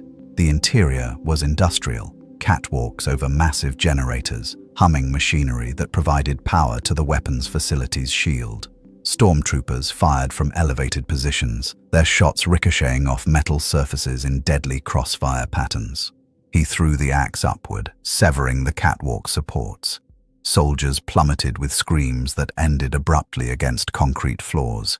Kratos advanced through the chaos, following Tal's directions deeper into the facility. 2nd floor, East Wing. Tal's voice guided through the communicator. "You should see a blast door marked with, 'I see it.'" The door was reinforced durasteel, designed to withstand starship weapons. Kratos examined the locking mechanism. Electronic, requiring codes he didn't possess. So he punched through the wall beside it instead. The concrete shattered under godly strength, creating an opening large enough to pass through. Beyond lay the reactor chamber, a massive space dominated by 3 cylindrical generators that hummed with barely contained energy. Control panels lined the walls, their displays showing power distribution throughout the military sector. And waiting for him, arranged in a semicircle, stood 7 figures in black armor and distinctive helmets. Inquisitors. "The anomaly," one of them said, his voice cold and mechanical. "Vader said you were formidable. Let us test that claim." They ignited their lightsabers as one. Red blades filled the chamber with crimson light, casting twisted shadows across walls and machinery. These were not individual hunters like the 5th brother. This was a coordinated kill team, trained to work together to exploit weaknesses through numbers and tactics. Kratos set down his explosive payload carefully. You stand between me and my objective. Move or die. Bold words. The lead Inquisitor, the second sister, though Kratos didn't know her designation, stepped forward. But you face the Empire's finest. We are... Kratos threw a thermal detonator. The Inquisitors scattered, force-enhanced reflexes saving them as the explosion destroyed their formation. Kratos used the moment to charge, blades of chaos already swinging in complex patterns that forced them onto defense. They adapted quickly. Two engaged him directly while the others circled, using telekinesis to throw debris and equipment. A generator panel ripped free from the wall and flew at Kratos' back. He sensed it through combat instinct honed across countless battles and rolled aside, letting it crash into an Inquisitor who'd been preparing a lightning attack. The Leviathan axe flew from his hand, striking another Inquisitor in the chest. Frost spread across her armor as she stumbled backward. Kratos recalled the weapon and used the momentum to spin, his blades catching a third Inquisitor who tried to flank. But there were still 4 unwounded, and they were learning his patterns. They attacked in waves, 2 keeping him engaged while the others prepared force abilities. Lightning struck from multiple angles. Telekinetic grips tried to immobilize his limbs. One Inquisitor used the force to superheat the air around him, creating a zone of burning atmosphere. Pain accumulated. Burns layered atop burns. His muscles screamed from exertion and force-inflicted damage. But Kratos had endured worse, had fought through Helheim's freezing void and the burning fields of Elysium. Pain was temporary. Failure was permanent. He changed tactics. Instead of fighting all 7, he focused on eliminating them one at a time. He drove the second sister backward with relentless aggression, ignoring the attacks from her companions. His blade found her throat despite her desperate defense. She collapsed, lightsaber deactivating as her life fled. 6 left. The others redoubled their assault, abandoning coordination for pure ferocity. They attacked from all angles simultaneously, lightsabers seeking vital organs with desperate intensity. Kratos became a whirlwind of calculated violence, each movement precisely measured to maximize efficiency and minimize energy expenditure. The 9th sister fell next, crushed when Kratos threw her into a generator hard enough to rupture the containment field. Energy discharge vaporized her instantly, and the generator began overloading with a rising shriek. 5 left. But the Inquisitors had bought time for Imperial reinforcements. The chamber's main entrance exploded inward, and stormtroopers poured through in overwhelming numbers. Behind them came something worse, a figure in black armor, cape flowing, mechanical breathing audible even over the battle's chaos. Darth Vader had arrived. "Inquisitors, withdraw," Vader commanded. His presence filled the chamber with palpable menace. "This one is mine." The surviving Inquisitors hesitated, then obeyed. They fell back through the entrance, leaving Kratos and Vader facing each other across the burning chamber. The overloading generator's shriek grew louder, warning of imminent catastrophic failure. "You've led us on quite a chase," Vader said, drawing his lightsaber. "Destroyed Imperial assets worth billions of credits, killed dozens of my soldiers." The blade ignited with its characteristic snap hiss. "Did you truly believe you could destroy the power station and escape? I do not need to escape." Kratos armed the remaining thermal detonators on his harness, only to complete my objective. Understanding dawned in Vader's posture. "You intend to destroy yourself along with this facility, if necessary." Kratos activated the explosives timers. 30 seconds. "But I would prefer to live, to return home to my son. Then surrender, help the Empire understand your nature, and perhaps clemency." "I have heard such lies before." Kratos picked up the Leviathan axe. From gods, from kings, from those who believed their power made them righteous. He moved into combat stance. "You have 20 seconds to decide, fight or flee." Vader didn't hesitate. He charged. Their weapons met with explosive force, lightsaber against enchanted axe, dark side against divine fury. The chamber became their arena, machinery and catwalks collapsing as their battle destroyed everything nearby. 15 seconds. Vader used the Force to collapse a catwalk on Kratos' position. The Ghost of Sparta caught the falling metal with one hand, muscles straining, then hurled it back at Vader. The Dark Lord sliced through it with his lightsaber, but the distraction allowed Kratos to close distance. 10 seconds. They traded blows at inhuman speed. Vader's technique was flawless, each strike economical and precise. But Kratos fought with the experience of someone who'd killed immortals. He targeted Vader's damaged chest plate, each impact weakening the life support systems further. 5 seconds. Vader thrust his hand forward, Force lightning erupting with dark side fury. Kratos screamed as electricity coursed through him, his muscles locking. But even paralyzed, his finger found the communicator. "Now," he forced out. "Shield is down." 2 seconds. Vader sensed the danger and tried to retreat. Too late.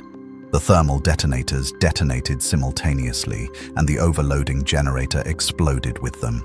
The power station's entire eastern wing disappeared in a fireball that could be seen from orbit. The explosion threw Kratos through 3 walls. He landed in a crater of burning rubble, his body screaming in protest. Burns covered every inch of exposed skin. Several ribs were broken. His right arm hung useless, dislocated at the shoulder, but he was alive. He forced himself to stand, vision swimming. Through the smoke and flames, he saw Vader's crumpled form 50 meters away. The Dark Lord's armor was catastrophically damaged, sparking and failing. He wasn't moving. Kratos stumbled toward him, each step agony. He needed to confirm the kill, needed to. A ship descended through the smoke. Not Imperial, the rebel freighter. Its boarding ramp lowered and Tal appeared, blaster covering the approach. "Kratos, come on!" He looked at Vader's body, then at the ship. Mission first. Survival first. Revenge could wait. Kratos limped to the ramp as blaster fire erupted around them. Imperial reinforcements were arriving, soldiers and vehicles converging on the destroyed power station. The ship's gunners returned fire, covering his escape. He collapsed onto the deck as the ramp closed. The ship banked sharply, engines screaming as it climbed toward space. Through a viewport, Kratos saw Capital City below, the weapons facility under assault by rebel teams, taking advantage of the shield's failure exactly as planned. "We did it," Tal said, his voice filled with disbelief. "The facility is ours. We've captured months' worth of weapon prototypes and data." He looked at Kratos' injuries. "But you're in bad shape. We need to get you to medical." Kratos waved him off. "I have survived worse. What of Vader?" "Scanning now." Senna's voice came over the intercom. "I'm reading life signs, faint but present. Imperial forces are extracting him." A pause. "He's alive, Kratos. You didn't kill him." "Good. Killing Vader would have accomplished nothing except making the Empire more desperate.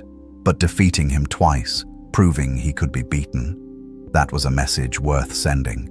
The ship shuddered as it broke atmosphere, stars replacing blue sky. They'd done it, struck at the Empire's heart and survived. But Kratos took no satisfaction from the victory. Each battle won was just another step toward his true goal, toward Coruscant, toward the Emperor who held the key to his return home, toward Atreus. "Set course for your base," Kratos said to Senna. "I need time to heal, to repair my weapons. Then we plan the final assault." "Final assault?" Senna appeared in the doorway, her expression troubled.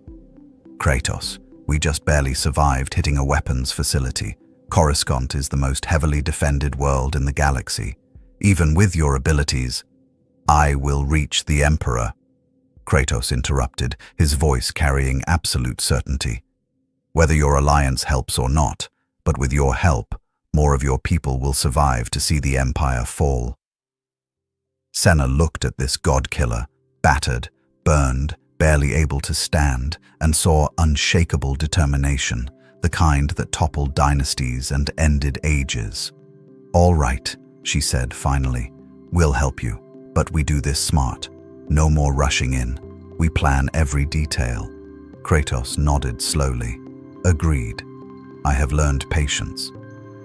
He looked out at the stars, seeing in them the infinite distance between himself and home. But do not mistake patience for hesitation. The Emperor will fall. It is simply a matter of when. The ship jumped to hyperspace, carrying a god-killer toward his destiny and a galaxy toward a confrontation that would determine its fate. Behind them, on Lothal, Darth Vader was extracted from the ruins. His body was broken, his armor destroyed beyond repair. But his mind remained sharp, already planning. The anomaly had beaten him. Twice. That was unacceptable. Next time, and there would be a next time, Vader would not face him alone. Next time, the Emperor himself would take the field. And when gods clashed, galaxies burned. The rebel base orbited a forgotten moon in the outer rim, hidden among asteroid fields and sensor-dampening nebulae. For 2 weeks, Kratos healed. His godly constitution knitted broken bones and regenerated burned flesh faster than any Bacta tank could manage. The rebels watched in amazement as injuries that should have crippled him permanently faded to scars, then disappeared entirely. During his recovery, he learned. Tal taught him galactic politics, the Senate's fall, the Clone Wars manipulation, the systematic destruction of hope across 1,000 systems. Senna provided tactical intelligence on Coruscant's defenses, walking him through layer after layer of protection surrounding the Imperial Palace. Kira showed him how to operate basic technology, how to pilot small craft, how to blend into crowds when necessary. And at night, alone in his quarters, Kratos thought of Atreus, wondered if the boy was safe, if he'd learned to control his abilities, if he understood that his father hadn't abandoned him by choice. "I will return," Kratos whispered to the stars. "I swear it." The plan came together slowly, carefully. They would use a captured Imperial shuttle with legitimate codes, forge documentation claiming Kratos was a prototype weapon being delivered to the Emperor's researchers, bribe officials, exploit blind spots in security, and rely on the Empire's own bureaucratic complexity to provide cover. It was subtle, patient, everything Kratos had never been in his youth. But he was no longer the rage-blinded god-killer who'd destroyed Olympus. He had been tempered by loss, refined by fatherhood, taught wisdom through suffering. If deception could bring him closer to his goal without unnecessary bloodshed, he would embrace it. On the 15th day, they gathered in the briefing room. Kratos, Tal, Senna, Kira, and a dozen rebel operatives who'd volunteered for the suicide mission. Because that's what everyone believed it was. A final, desperate strike that would either end the Emperor or end them all. "Once you're on Coruscant," Senna said, reviewing the plan one last time, "you're on your own. We can't extract you from the capital, can't send reinforcements. You reach Palpatine, you kill him, and you find your own way out." "I understand." Kratos stood, fully healed, weapons repaired and ready. "And I thank you, all of you, for helping a stranger who brought nothing but danger to your cause." "You gave us something more valuable than safety," Tal replied. "You gave us hope. Proof that the Empire isn't invincible, that even Vader can bleed." He clasped Kratos' forearm. "May the Force be with you. And may you find your way home," Kira added. They departed at dawn, a small fleet of ships jumping to different coordinates, dispersing to avoid Imperial detection. Kratos' shuttle carried only him, Tal, and a pilot. As Coruscant appeared through the viewport, a planet-wide city glittering with trillions of lights, Kratos felt something he hadn't experienced in decades. Not fear, not doubt, but anticipation. This galaxy's greatest tyrant waited in his throne room, believing himself untouchable, protected by armies, by the dark side, by the weight of his own legend. He had destroyed the Jedi, conquered the Republic, and enslaved countless worlds through fear and power. But Kratos had toppled greater dynasties, had killed beings who claimed genuine divinity, and he would do so again, not for revenge or glory, but for the simple, desperate need to return home to his son. The shuttle descended through layers of traffic, cleared through security checkpoints with forged credentials, and landed in a restricted military sector. Stormtroopers waited, ready to escort the prototype weapon to its destination. Kratos stepped into Coruscant's artificial light, breathing air thick with pollution and power. Somewhere in this city world, Emperor Palpatine sat on his throne, manipulating galactic events through dark side sorcery and political genius. Soon, very soon, the Emperor would learn what happened when tyrants encountered those who refused to kneel.